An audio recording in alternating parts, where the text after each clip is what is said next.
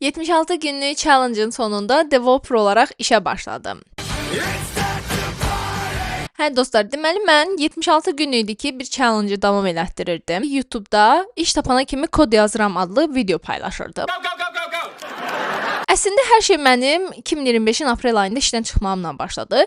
Mən işdən çıxanda düşünürdüm ki, tez bir müddətdə iş taparam, amma heç də elə olmadı. Mən apreldən bəri demək olar 100-dən çox yerə CV göndərdim. Onların içərisindən qoslandıqlarım, təcrübəmin kifayət eləmədikləri və rəsmi səbəblərə görə alınmayanlar oldu.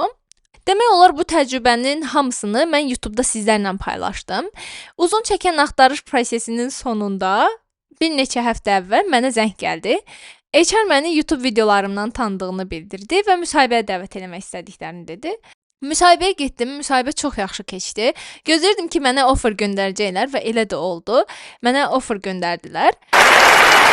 Bütün bu proses ərzində məni izlədiyiniz üçün və dəstək olduğunuz üçün sizə təşəkkür edirəm dostlar. Ümid edirəm ki, bundan sonra da məni izləməyə davam edəcəksiniz.